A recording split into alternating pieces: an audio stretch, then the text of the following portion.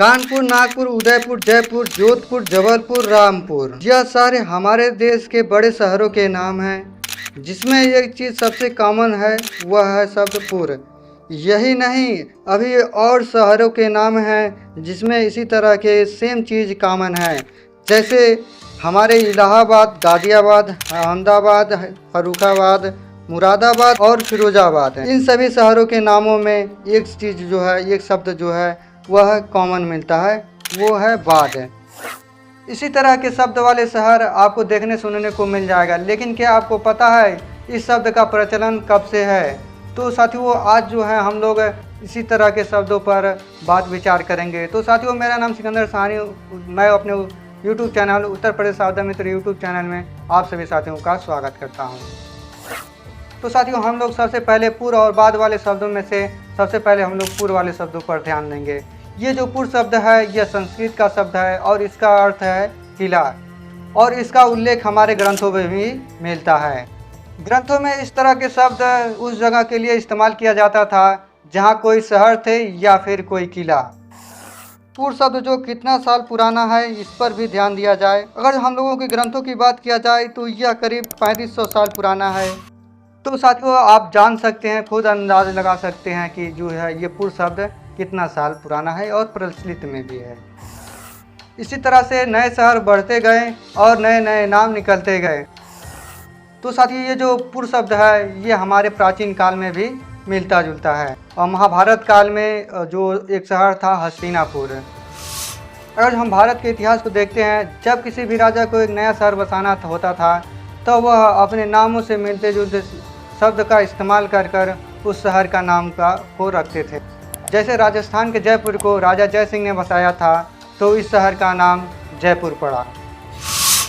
इसी तरह कानपुर का नाम भी सोनचंद्री के राजा हिंदुसेन ने कानपुर रखा, क्योंकि यह भगवान श्री कृष्ण को अपना पूर्वज मानते थे। कुछ इस तरह से पूर्व शब्द का प्रचार प्रसार हुआ। इसी तरह से हम लोग जानते हैं बाद व आबाद शब्द किस तरह से प्रचलित हुआ।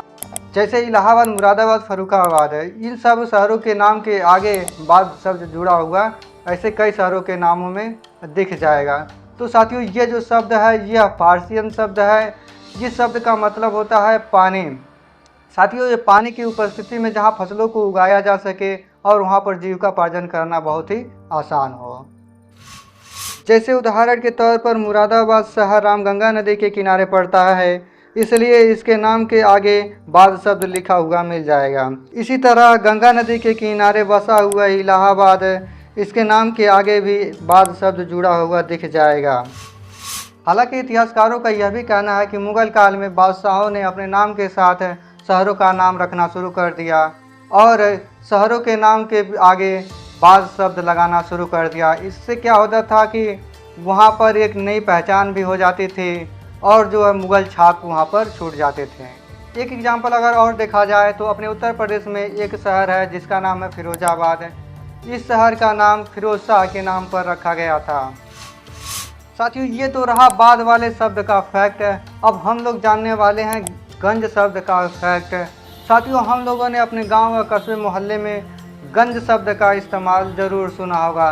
जैसे कि अपने उत्तर प्रदेश में एक है गोरखपुर ज़िले में कंपियरगंज, पीपीगंज, और पड़ता है कप्तानगंज, लखनऊ में पड़ता है हजरतगंज, दिल्ली में पड़ता है दरियागंज। क्या आपको पता है कि इन नामों के पीछे गंज शब्द का क्या अर्थ है? अगर हम लोग गंज शब्द की बात करें तो यह इंडो ईरानियन के मिडिल लैंग्वेज का एक शब्द है। उस समय इस शब्द का प्रयोग उस जगह के लिए किया जाता था जहाँ पर खजाना रखा जाता था।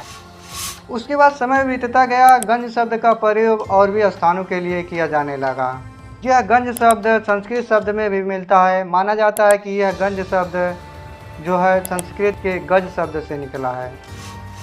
समय बीतता गया और इस शब्द का प्रयोग अलग अलग स्थानों पर, अलग अलग जगहों पर, अलग अलग रूपों में किया जाने लगा।